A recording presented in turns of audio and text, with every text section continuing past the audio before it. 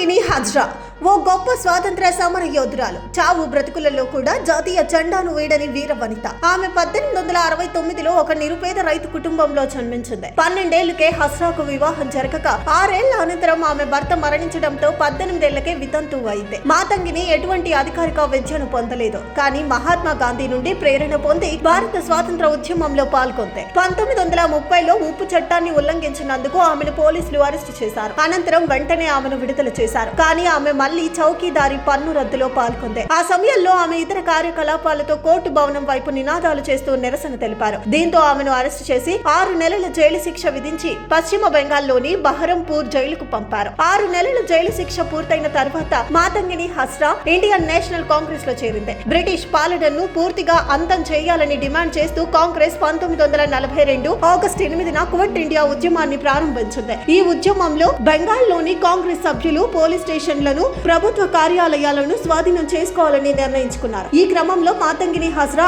6000 మంది మద్దతుదారులతో Tamluk police station వైపు కవాతు చేసింది. ఆమె తన అనుచరణ గణంతో నగర శివార్లకు చేరుకున్నప్పుడు వారిని వెనక్కి వెళ్లిపోమని ఆదేశించారు. కానీ ఆమె ఎటువంటి భయం లేకుండా కవాతును ముందుకు సాగించింది. దీంతో తీవ్ర ఆగ్రహానికి గురైన పోలీసులు ఆమెను కాల్చి చంపారు. దీంతో ఆమె తన మద్దతుదారుల ముందుకు వచ్చి కాల్చవద్దని అభ్యర్థించారు. అయినా పోలీసులు కాల్పులు జరుపుతూనే ఉన్నారు. అయినా వెరవని మాతంగిని త్రివర్ణ పతాకంతో ముందుకు సాగుతూనే వందే మాతరం అని నినాదిస్తూనే వీరమరణం పొందింది.